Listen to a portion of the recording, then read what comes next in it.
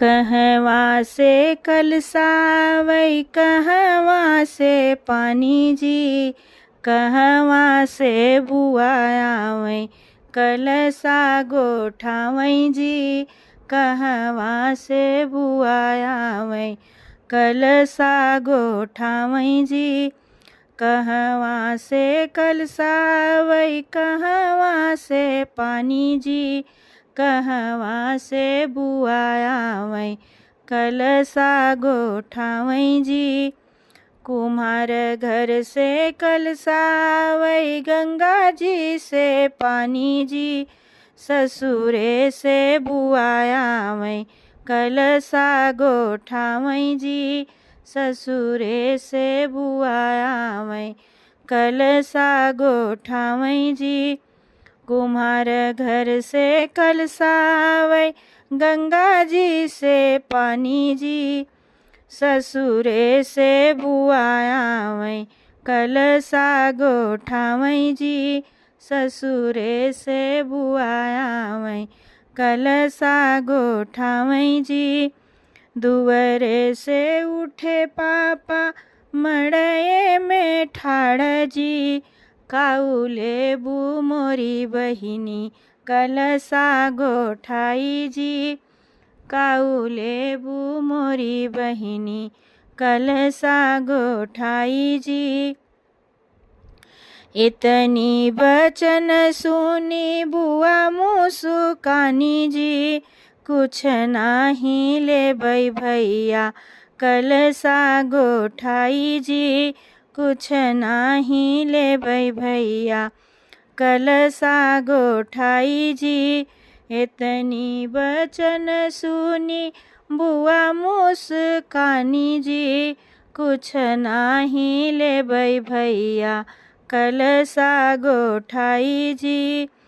बनल रहे हरदम भैया भतीजा जी, बढ़ल रहे हरदम मड़वा हमार जी, भरल रहे हरदम मड़वा हमार जी, भरल रहे हरदम मड़वा हमार जी।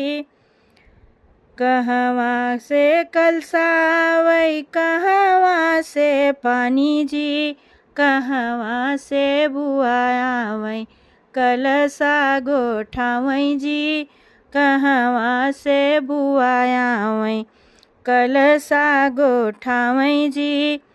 कुम्हार घर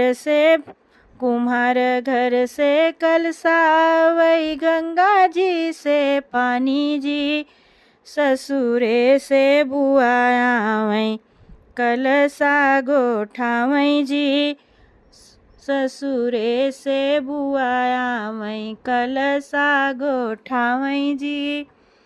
दुअरे से चाचा उठे मड़ये में ठाड़ जी, काउले बू मोरी बहिनी कलसा गोठाई जी, काउले बू मोरी बहिनी कलसा गोठाई जी।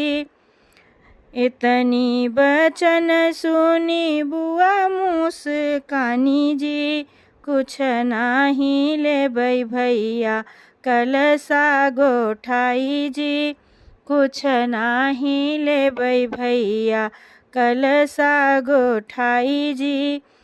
इतनी बचन सुनी बुआ मुस्कानी जी, कुछ नाही लेबै भैया कलसा गोठाई जी, कुछ नाही लेबै भैया कलसा गोठाई जी। बनल रहे हरदम भैया भतीजा जी, भरल रहे हरदम मड़वा हमार जी, भरल रहे हरदम मड़वा हमार जी। बनल रहे हरदम भैया भतीजा जी, भरल रहे हरदम मड़वा हमार जी, भरल रहे हरदम मड़वा हमार जी। कहवा से कलसावै कहवा से पानी जी, कहवा से बुआवै कलसा गोठावै जी, कहवा से बुआवै कलसा गोठावै जी।